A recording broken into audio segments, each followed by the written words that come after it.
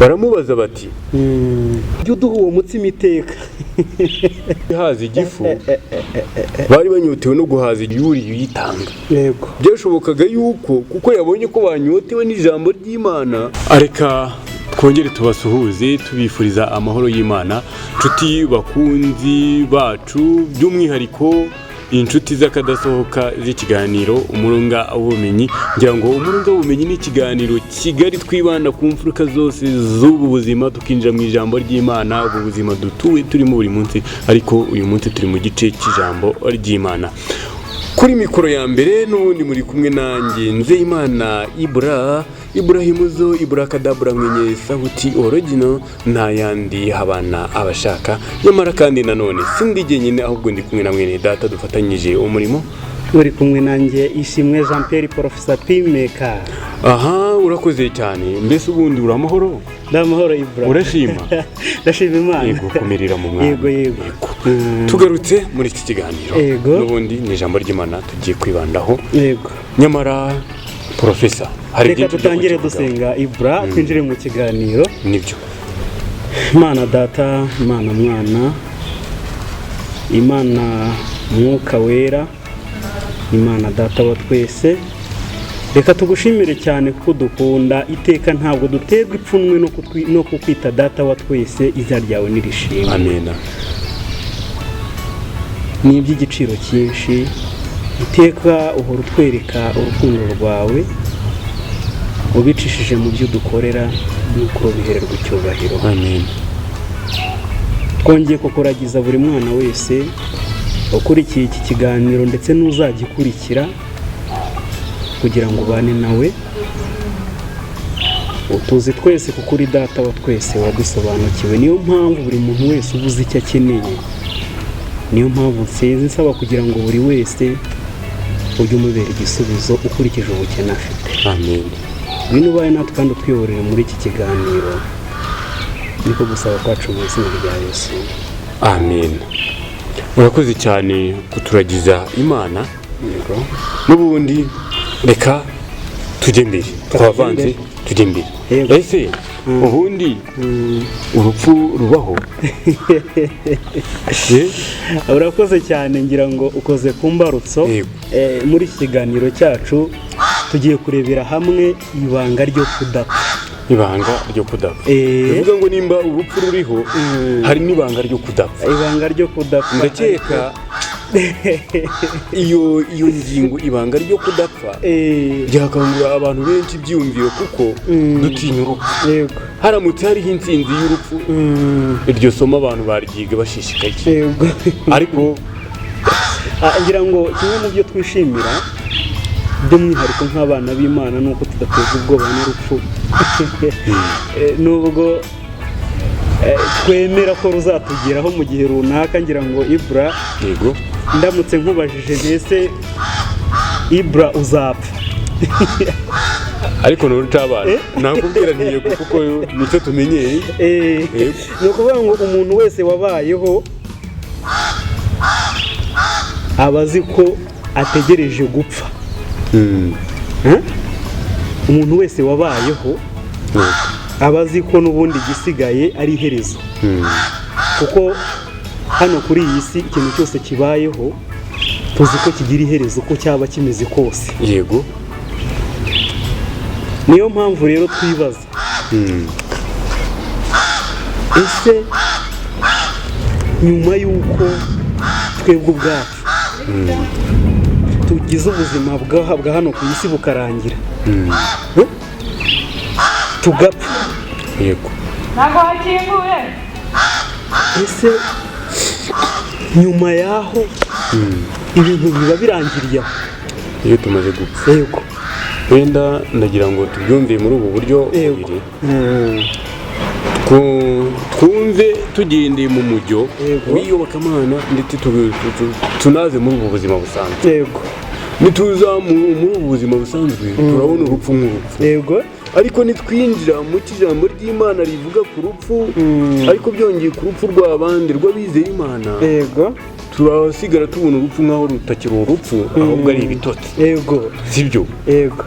ni ukuvuga ngo urupfu rwo ruriho ariko rupfa abakarupfuye. yego noneho hari n'igishushanyo cy'urupfu ariko kibarirwa mu bitotsi mu gihe twagendeye mu mujyi w'ijambo ry'Imana cyangwa se twizeye Imana. yego Yego. reka dutemberane muri Bibiliya. Yego. Dutemberane muri Bibiliya turebe muri Yohana. Ubutumwa bwiza bwa Yesu ko bwanditswe na Yohana. Yego.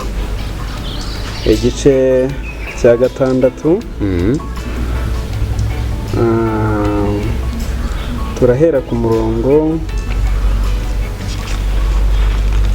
wa 28 turi buze gukomeza tureba mu mirongo itandukanye yo muri icyo gice. Igice cya 6 umurongo ariko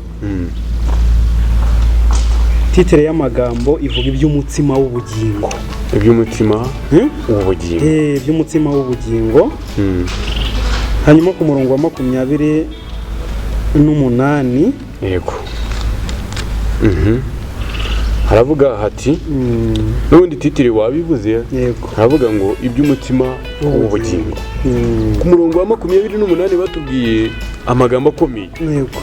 Baramubaza bati tugire dute ngo dukore imirimo y'Imana. Yego. Cyo ni ikibazo bamubazaga. Tugire dute ngo dukore imirimo y'Imana. Dukomeze hepfo. Yego, komeza. Nawe arabasubiza ati umurimo w'Imana nguyu. Yego. Yarabuberetse. Yego. Sibyo? Yego. Ngo nuko mwizera uwo yatumye. Nuko mwizera uwo yatumye. Baramubaza bati urakora ikimenyetso ki? Yego. Ngo kitubere tukirebe kwizera. Icyo wakora ni iki? Yego. Ubwo bashakaga abantu bakunda ibihamya. Yego. N'ibimenyetso. Yego. Icyo wakora ni iki? Basogokuruza bacu bariraga amanu mu butayu nk'uko byanditswe ngo. Yego. Ngo yabahaye kurya umutsima uvuye mu ijuru. Yego. Yego. Noneho yenda reka nkomeze kugira ngo twihute. Ngo Yesu arababwira ati ni ukuri. Ati ndababwira yuko Mose atari we wabahaye umutsima uvuye mu ijuru, ati ahubwo ni Data ubaha umutsima w'ukuri uvuye mu ijuru. Yego. Ikiganiro cyarakomeje. Ngo kuko umutsima w'Imana ari umanuka uva mu ijuru ngo ugahaba ari mu isi ubugingo. Ngo baramubwira bati databuja ujye uduha uwo mutsima iteka. Ariko basenze neza. Ikibazo nicyo ikibazo ahantu cyari kiri mu cyo we yita umutsima. Nicyo wo bitaga iki? Nicyo wo bitaga umutsima. Batujye uduha uwo mutsima iteka. Isa arababwira ati nige mutsima w'ubugingo. Uza aho ndi ntazasonza na hato, n'unyizera ntabwo azagira inyota na hato. Ariko nababwiye yuko mwambonye nyamara ntimwizera. Ati uwo Data yampaye wese aza aho ndi, kandi uza aho ndi sinzamwirukana na hato, kuko ntavanywe mu ijuru no gukora ibyo nishakiye, ahubwo nazanywe no gukora ibyo uwantumye agize ate ashaka. Kandi ibyo uwantumye ashaka ni ibi, ni ukugira ngo mu byo yampaye byose ntagirira na kimwe nzimiza, ahubwo nzakizure ku munsi w'imperuka. Yego. Abayuda bateze amatwi barimo barumva, kuko icyo Data ashaka ari iki? Ni ukugira ngo umuntu wese witegereza umwana akamwizera ahabwe ubugingo buhoraho, nanjye nzamuzure ku munsi w'iki? Ku munsi w'imperuka. Iburangira ngo sinzi niba turimo kujyana. Yego. Ati nanjye nzamuzure ku munsi w'iki? Ku munsi w'imperuka. Nuko abayuda baramwitotombera kuko yavuze ati nige mutsima wavuye hehe? Wavuye mu ijuru. Batuyu si we Yesu mwene Yosefu? Nituzi se na nyina? Niki gituma avuga ko yavuye mu ijuru? Yesu arabasubiza ati mwe kwitotomba. Nta ubasha kuza aho ndi keretse areherejwe na Data wantumye, nanjye nkazamuzura ku munsi w'imperuka. Abisubiyemo. Byanditswe mu byahanuwe ngo bose bazigishwa n'Imana, umuntu wese wumvise ibya Data akabyiga ngo agize ate? Aza aho ndi. Gusa kugira ngo hari umuntu wabonye Data keretse uwavuye ku Mana, uwo niwe wabonye Data. Ni ukuri ndababwira yuko uwizera ari we ufite ubugingo buhoraho. Asubiramo ku murongo wa 48 ngira ngo urimo kubibona. Yego. Ati nige mutsima w'ubugingo. Ati basekuruza banyu bariraga amanu mu butayu nyamara bagize bate? Barapfuye. uyu ni wo mutsima umanuka uva mu ijuru kugira ngo umuntu wese uwurya ye gupfa. kugira ngo ibura hari ikintu kimwe njya ntekerezaho kenshi. Abantu benshi bakora ibikorwa byinshi bikomeye ku isi, bityo bakaba ibitangarirwa, bakaba ba star. Reka nkoresha iryo jambo muri iki gihe kuko abantu benshi niryo bamenyereye, bakaba ba star, isi ikabemera, ariko igihe kikagira ibyo bikagira iherezo, bakagira bate, bagapfa. Bivuze ko ikintu cyose ku isi kibaho kikagira iki, kikagira iherezo.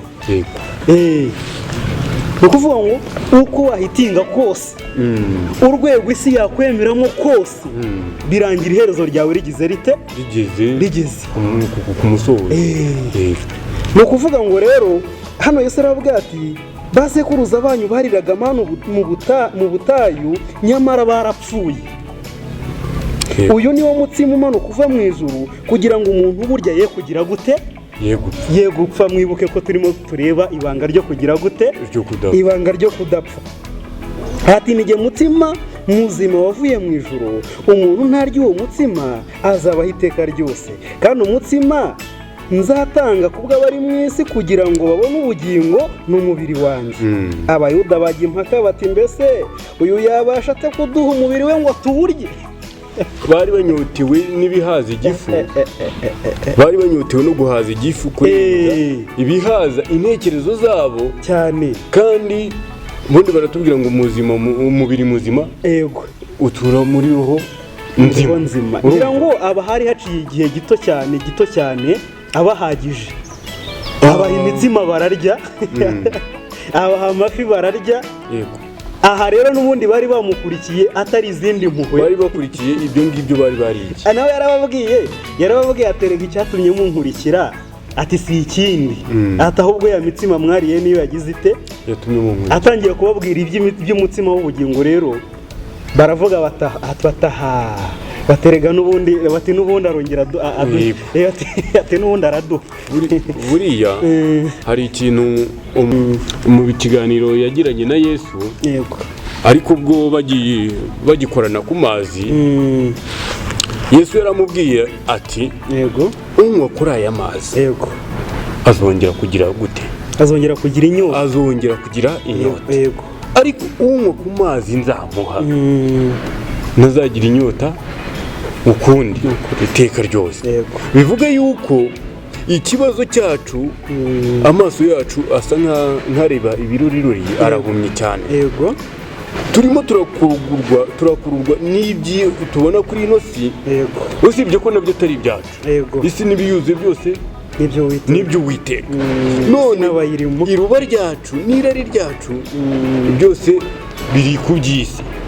Nimba ariko reka dutekereze ikintu kimwe, nimba yigusha imvura ikameza ubwatsi n'imbuto zikera, ari ifite byose mu biganza byayo, nyamara tukaba twagiye dukururwa n'iyo mitsima. Ubundi twakagendeye ku mategeko ye n'amabwiriza ye, kuko na bya bindi byose na bya bimera byose n'iyo mitsima byose ari we ubifite mu kiganza. Kabone iyo dukururwa n'iyo nda, buriya hari igihe abanyarwanda banatebya ngo uriho kwicara ku mutogoto w'inkono, ngo uzicare ku mutogoto w'uwayiteretseho cyangwa uwa nyirayo.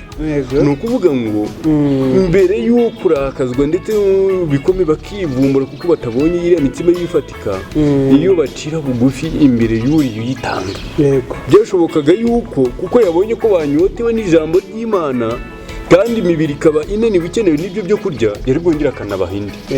Ariko umugambi wa Yesu ntiyari yaje guhaza ibifu, ahubwo yari yaje gukiza roho zacu kugira ngo zibaturwe ububata bw'umwana. Ngira ngo Ibura twakwihuta cyane tukareba isomo riboneka mu Byahishuriwe igice cya 14. Cya 14 ku murongo wa 12, aho ritubwira ngo aho niho kwihangana kw'abera kuri bitondera amategeko y'Imana bakagira kwizera nk'uko wa Yesu. Ku murongo wa 13 Yohana arandika ati numva ijwi rivugira mu ijuru rimbwira riti andika uti uhereye none hahirwa bapfa bapfira mu mwami wacu, umwuka nawe aravuga ati ye ngo baruhuke imihati yabo kuko imirimo yabo ijyanye nabo ibakurikiye cyane rwose. ni ukuri bivuze ko urupfu rw'ibigaragara abantu bapfa muri iki gihe cyangwa se hano ku isi urwo ngurwo rutagomba gutera abizera ubwoba. reka rinagoroba ariko ubundi ishimwe kuko ni ibitotsi ni uko uruhuka. buriya hari urujijo numva rukwiye no kuzavaho. Yego. urumva buriya abantu benshi ube wikorera ibiki upfapfana hari ijambo usanga ririmo kuturema umutima ariko naryo nkeka yuko ryaturutse mu bushake bw'umwana cyane. rira jambo ngo bitabye Imana. Yego. umusambanyi wapfuye yitabye Imana. umujura wapfuye yitabye Imana. urumva n'uwo n'izindi nkozi z'ibibi zose n'abicanyi buri wese yitabye Imana. Ariko Imana icyo nacyo ni ikinyoma cya Satani. Imana yaraguhamagaye. Yego. wanga kuyitaba ugifite amatwi yumva.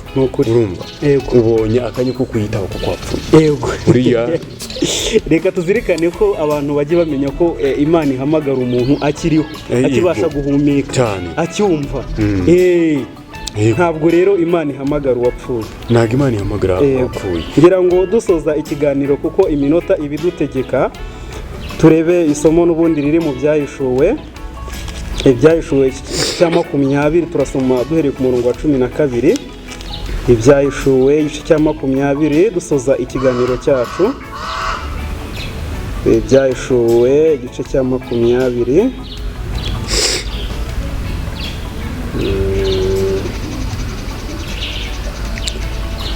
igice cya 20 ngira ngo wahadusomera Ibra. igice cya 20 umurongo wa 12 haravuga ngo mbona abapfuye abakomeye n'aboroheje bahagaze imbere y'iyo ntebe. nuko ibitabo birabumburwa kandi n'ikindi gitabo kirabumburwa aricyo igitabo cy'ubugingo. abapfuye bacirwa imanza z'ibyanditswe muri ibyo bitabo zikwiriye ibyo bakoze. inyanja igarura abapfuye bo muri yo, urupfu rw'ikuzimu bigarura abapfuye bo muri byo. igarura abapfuye muri yo bacirwa imanza zikwiriye ibyo umuntu wese yakoze. urupfu n'ikuzimu bijugunywa muri iyo nyanja yaka umuriro. iyo nyanja yaka umuriro niyo nyanja niyo rupfu rwa kabiri. ngo kandi umuntu wese utabonetse ko yanditswe muri icyo gitabo cy'ubugingo ajugunywa muri iyo nyanja yaka umuriro. ni ukuri uru rupfu rwa kabiri rero Ibra ni rwo rukwiye gutinywa n'umuntu wese cyane. kandi igihe cyose umuntu agifite ubuzima, igihe cyose umuntu agihumeka Ibra aba afite amahirwe yo kuzarokoka uru rupfu rwa kabiri. uru rero nirwo rukwiye gutera abantu ubwoba kurenza uru rupfu rw'ibigaragara. urupfu rwa kabiri nirwo rukwiye gutera abantu ubwoba kuko umuntu uzapfura urupfu wazaba apfuye by'iteka ryose. azaba apfuye ubutazongera kugira gute, ubutazongera kubaho. ariko twahawe ihumure yuko umuntu wese upfira muri Kristo azagira gute, azamuzura. ubu ngubu dufite ibyiringiro by'uko tuzazura. ariko nyuma y'ibi byiringiro dufite urumva ushobora kuzapfa buhirihiri ubutazongera kwibuka igihe imirimo yawe n'imigenzereze yawe n'ubugingo bwawe wabugize imbata ya Satani. ibyo rero nibyo bidutera gukomera tugakurikira Imana tugashikama kuko tuzi neza ko ubuzima bwacu butari ubwo ku isi gusa. uzi ko ubundi buzima uko bwaryoha kose uko umuntu yaba umusitari ku rwego urwo ari rwo rwose, ibyo byose bigarukira ku isi. ariko abizera ikidutera kwizera ni uko tuzi neza ko hari ubundi buzima twasezeranyijwe.